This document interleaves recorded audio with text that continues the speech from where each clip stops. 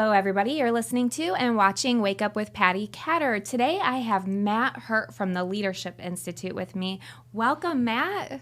Thanks so much, Patti, for the opportunity. And we're here at Leadership Institute Studio to talk about what we're doing, the kinds of trainings that we provide.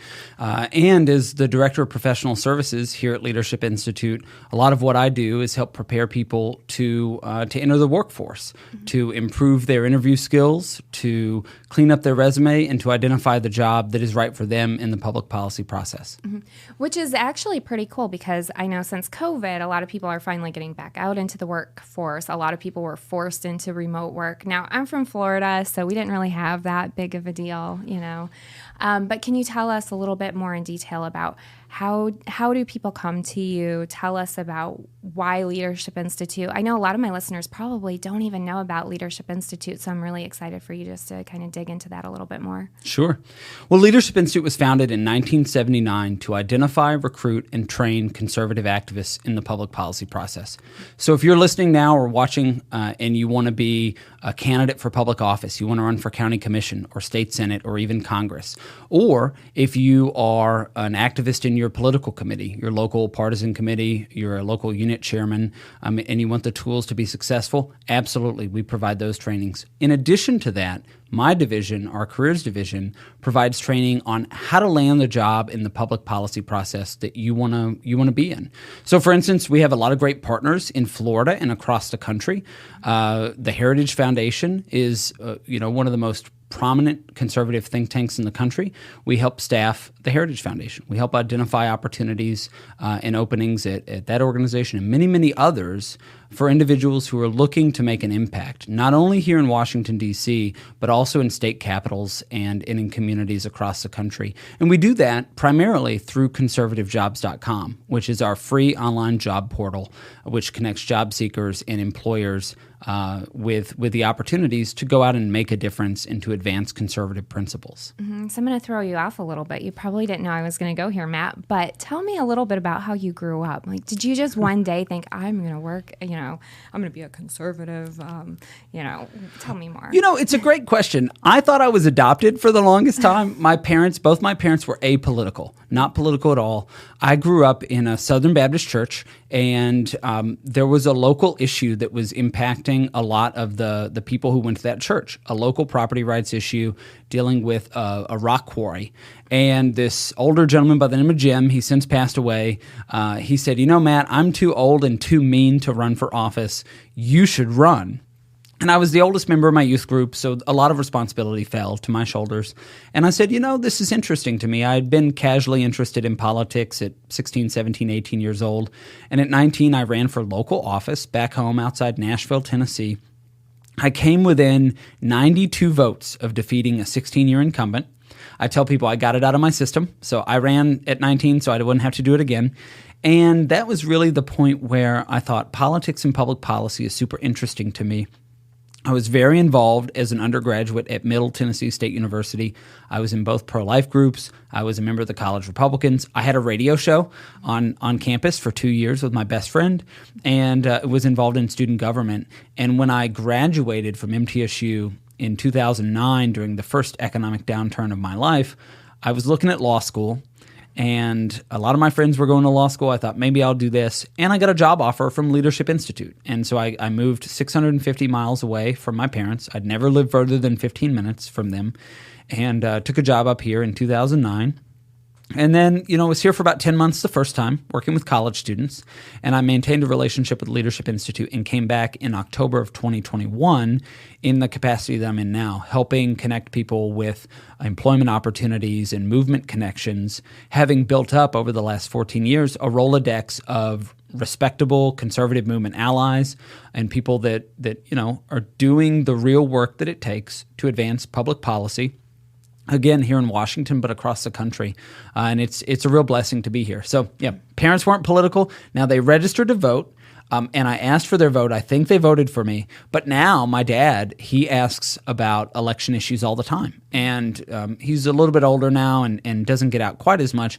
But when it's election time, I'm home, I try to take him to the polls and get him out to vote. Mm-hmm. One interesting thing that's going on in my listener, my listeners are messaging me all the time asking, how can I get into politics? And I'm thinking, I don't even know where to start to tell them, because some of them, they're older. I mean, is it possible to start, getting into politics? And I mean, when is too old? Is it possible that somebody would be too old? I had a 50-something-year-old military veteran write me the other day, and he's like, I'm fed up, and leading into 2024, we have to change some things.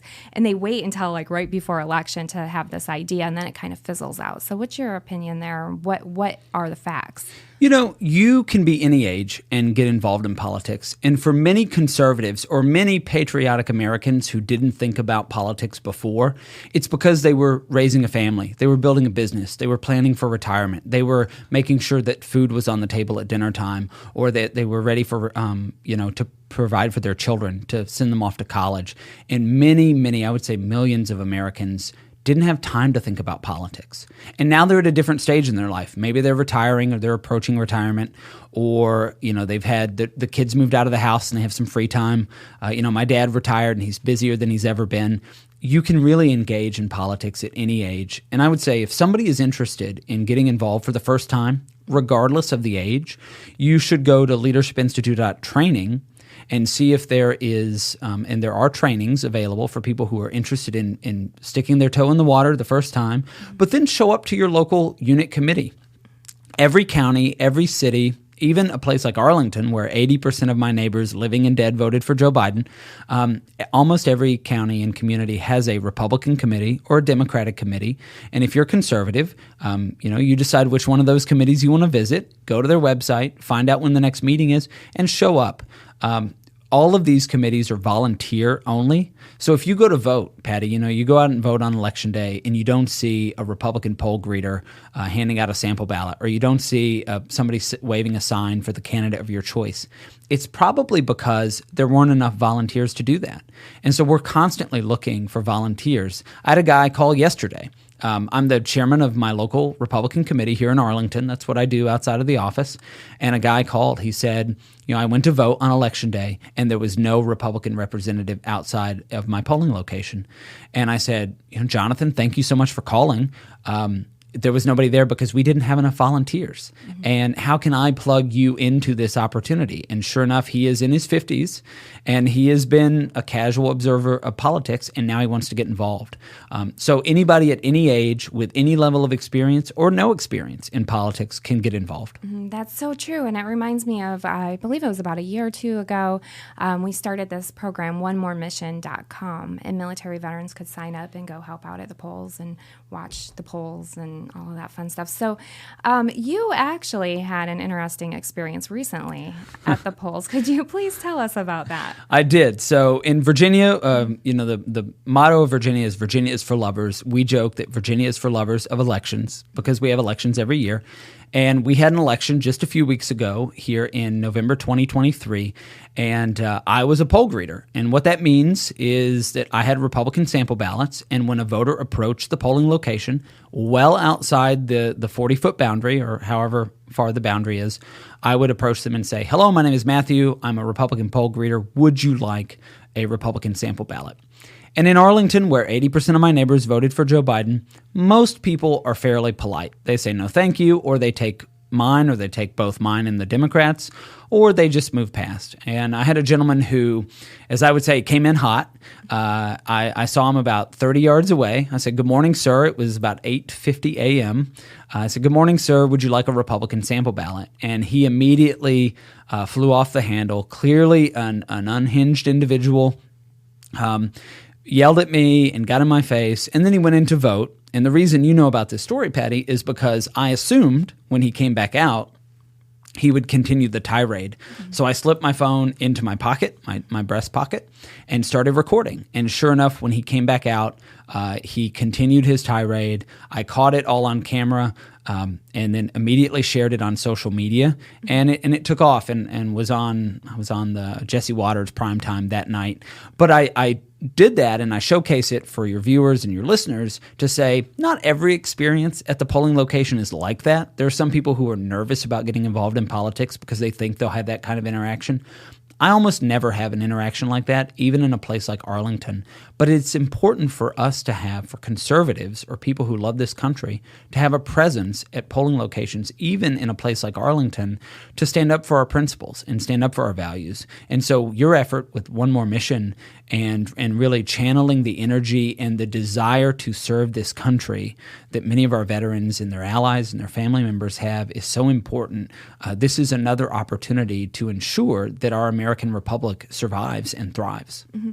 Now, we talked about the older generations. What about the younger generations? How are you getting to them? How are they finding you? I know social media is huge, obviously. But what else do you do? The great thing about Leadership Institute is we have an aggressive outreach program on America's college campuses.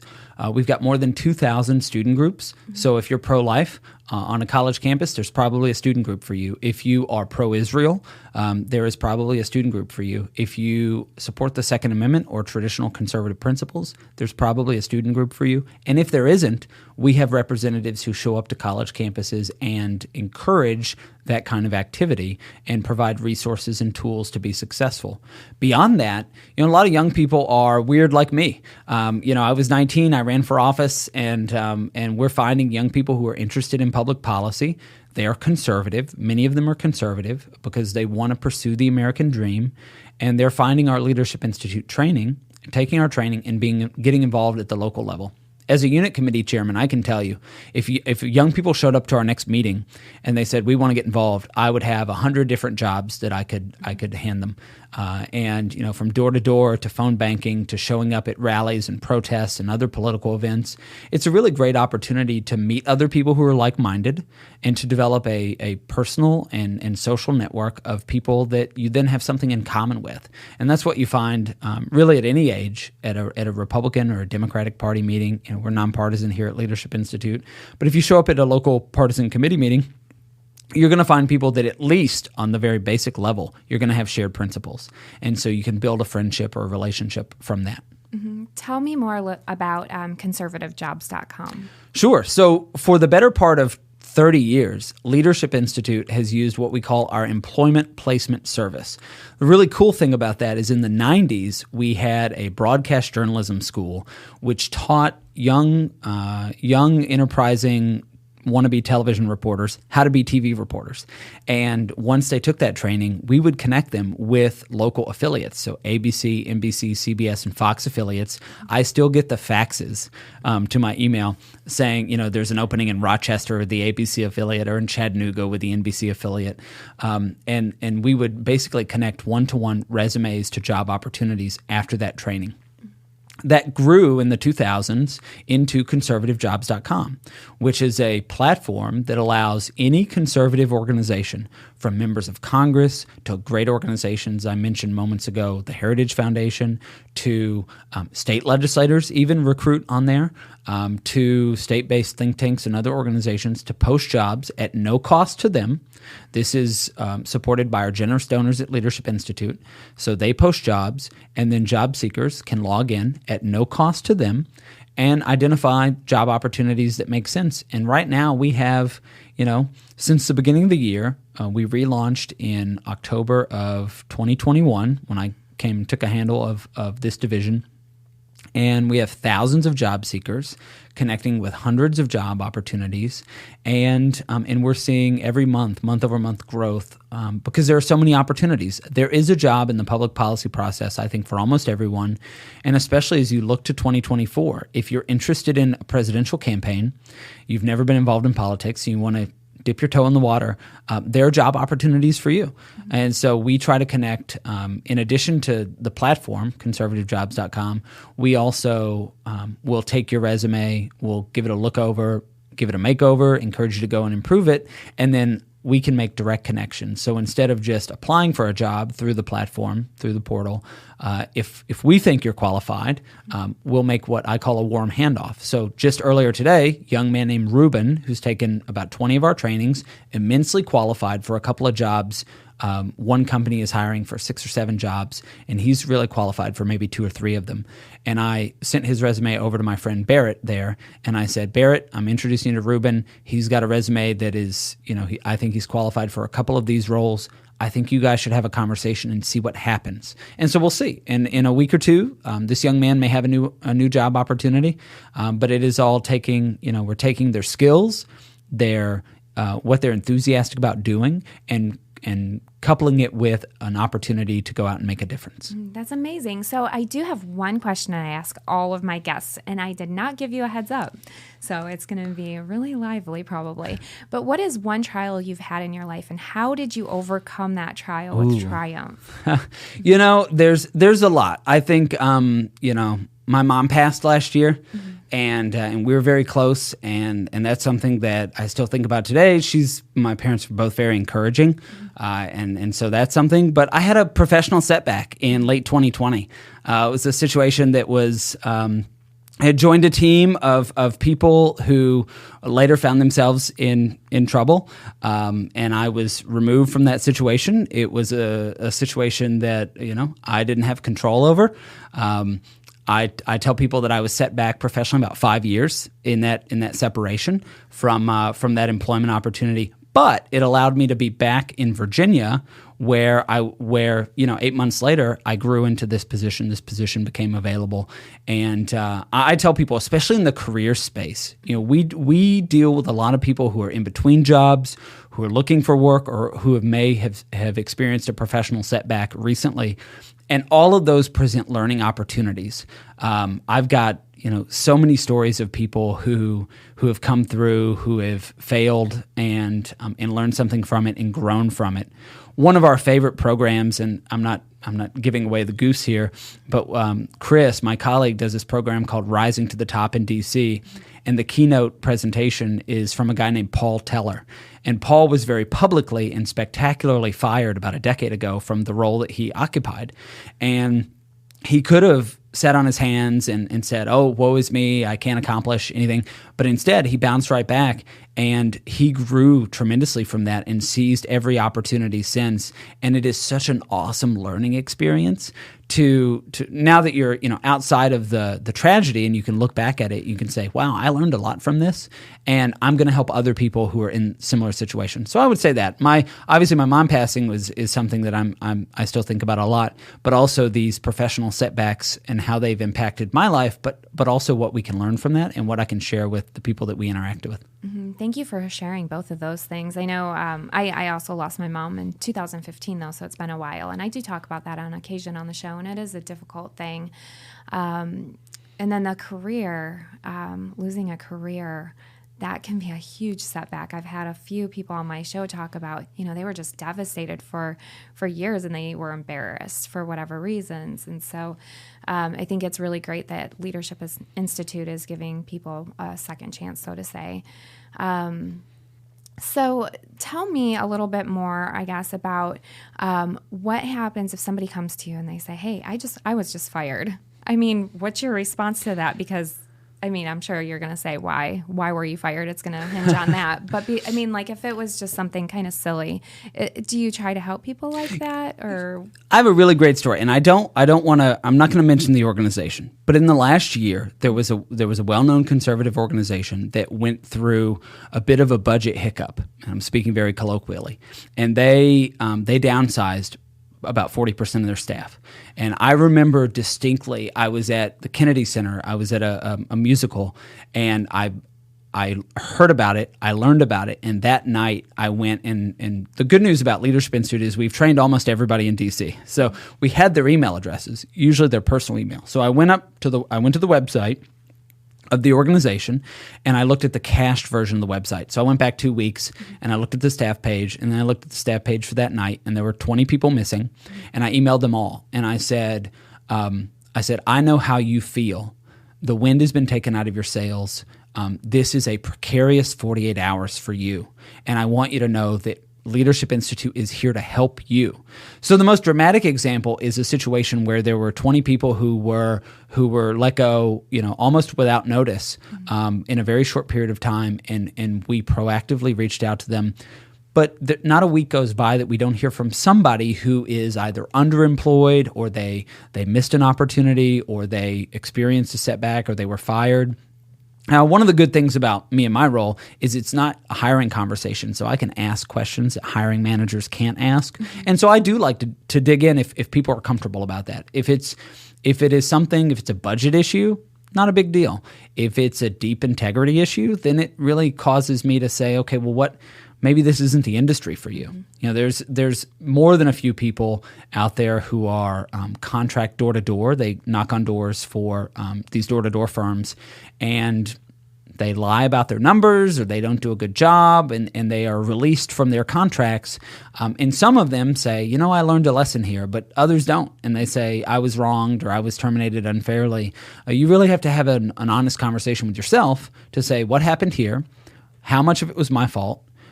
How much of it was the circumstances that I was in, and how do I learn from that and change course, either to improve my own what I'm doing, my own behavior, or to improve the situation to allow for a better outcome next time.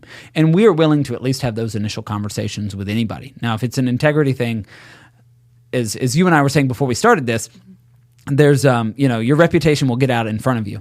And we do a little bit of training on reputation management and brand management through the careers team. And so if you're still early in your career, we can help you sort of stave off some of those problems. But if it is a systemic or endemic or deep-rooted issue, that's something that you're going to have to deal with on your own. Right, absolutely. So tell my listeners, where can they go to find more information on Leadership Institute? We are at leadershipinstitute.org. If you go to leadershipinstitute.org/training, you can see all of the training that we have live in person here at our office in Arlington, Virginia, across the country, and online. And we're on all the socials. So Twitter and Facebook and Instagram and maybe not TikTok, but we have a presence on social media to get our message out there, and you can engage at any level with us. We know that a lot of your listeners are they work full time, or they're balancing their family and civic responsibilities or professional responsibilities. At leadershipinstitute.training, they can take online on-demand training at their pace in the evenings after the kids go to sleep, or on Saturday morning before the kids wake up. All of these opportunities to maximize your ability as an activist to get enough training to go out and be effective.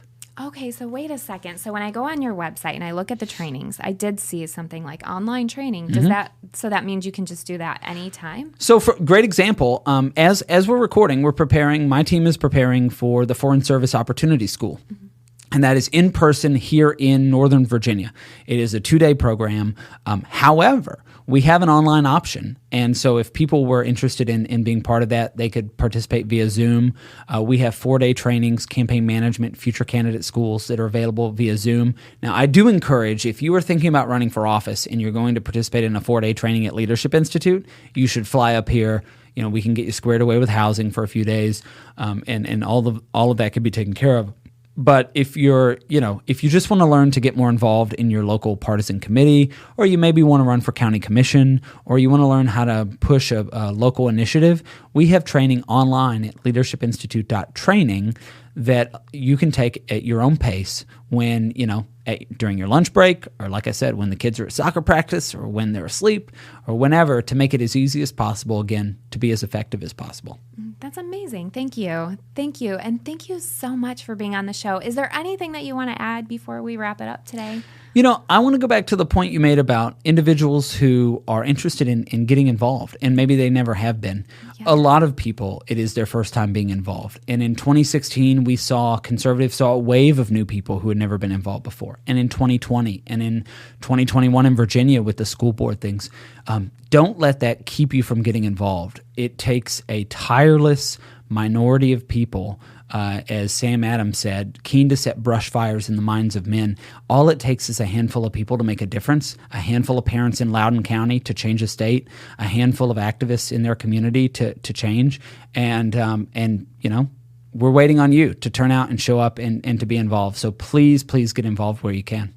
That is so true. Nothing's going to change until people start showing up, right? Yeah. So thank you. Thank you, Matt. And everybody, make sure you head over to the Leadership Institute website. And again, that website is? leadershipinstitute.org. Or if you want to take those trainings on demand on your own time at home, leadershipinstitute.training. Great. And if you're looking for a job?